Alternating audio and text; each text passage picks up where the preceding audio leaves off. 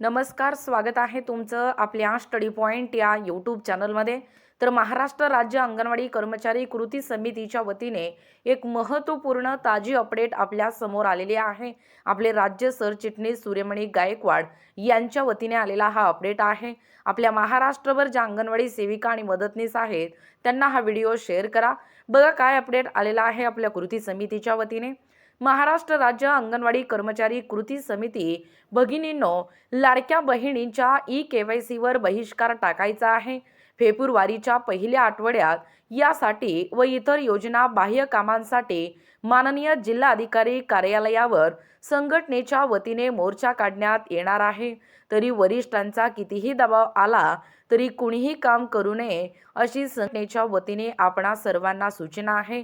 आपलाच नम्र सूर्यमणी गायकवाड या ठिकाणी राज्य सरचिटणीस पाहू शकता, जी या ठिकाणी महायुतीच्या सरकारच्या काळामध्ये एकूणच निवडणुकीच्या पार्श्वभूमीवर ही जी योजना आखली गेली आहे लाडकी बहीण योजना, याच लाडक्या बहिणींनी निवडणुकीमध्ये ही योजना जी आहे ती गेम चेंजर ठरलेली आहे. अनेक अपात्र लाडक्या बहिणींनी जे या ठिकाणी पात्र लाडक्या बहिणी आहेत त्यांना या ठिकाणी हप्ते मिळालेले आहेत. अनेक लाडक्या बहिणींना ई-केवायसी संदर्भात चुकीचा पर्याय निवडला गेल्याने लाडक्या बहिणींना या ठिकाणी हप्ते मिळाले नाहीत. तर अशा लाडक्या बहिणींसाठी पुन्हा संधी दिलं गेलेलं आहे. परंतु ज्या अंगणवाडी सेविका आहेत त्यांच्या डोक्याला या ठिकाणी पुन्हा एकदा या ठिकाणी दबाव किंवा ताणतणाव या ठिकाणी येण्याची दाट शक्यता आहे. किंवा लाडक्या बहिणींना ई-केवायसी साठी पुन्हा संधी दिलं गेलं, परंतु अंगणवाडी सेविकेचे जे काम आहे ते पुन्हा या ठिकाणी वाढवण्यात आलेलं आहे.